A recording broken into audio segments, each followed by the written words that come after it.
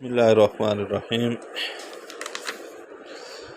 आज lecture number 18 में हम BF स्किनर की ऑपरेंट कंडीशनिंग थ्योरी पढ़ेंगे। इसको इंस्ट्रूमेंटल थ्योरी भी कहते हैं। ये थ्योरी थॉर्नडाइक के लॉ ऑफ इफ़ेक्ट पर बेस करती है। लॉ ऑफ इफ़ेक्ट कहता है कि कोई भी काम अगर हम करें तो उसका हमारे ऊपर क्या असर होता है, यानी इस काम को हम दोबारा करें या ना करें। इस थ्योरी को इसीलिए इंस्ट्रूमेंटल कंडीशनिंग थ्योरी भी कहते हैं, क्योंकि ये दो पॉइंट्स पर बेस करती है, एक रीइंफोर्समेंट और दूसरी पुनिशमेंट।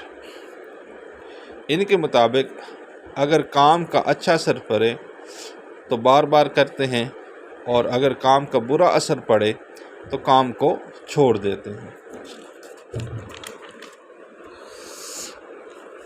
रीइंफोर्समेंट और पुनिशमेंट की आगे दो कैटेगरीज़ हैं, पॉजिटिव रीइंफोर्समेंट और नेगेटिव रीइंफोर्समेंट। इस तरह पुनिशमेंट की आगे दो कैटेगरी हैं, पॉजिटिव पुनिशमेंट और नेगेटिव पुनिशमेंट।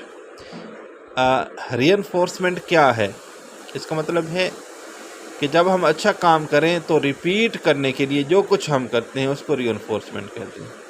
और पुनिशमेंट यानी स्टॉप करना, जब हम बुरा काम करते हैं तो उसको रोकने के लिए जो कुछ हम करते हैं उसको पुनिशमेंट कहते हैं। अब हम रीइंफोर्समेंट की दोनों कैटेगरीज को डिस्कस करेंगे।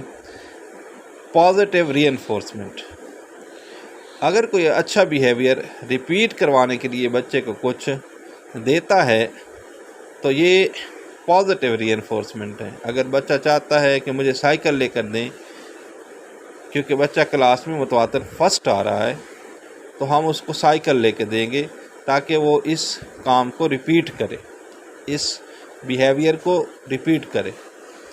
नेगेटिव रीइंफोर्समेंट, एक बच्चा क्लास में पहले साल फर्स्ट आया लेकिन उसके बाद अगले साल वो फर्स्ट नहीं आया और उसने अपना बिहेवियर रिपीट नहीं किया, तो साइकिल कुछ टाइम के लिए वापस ले ली।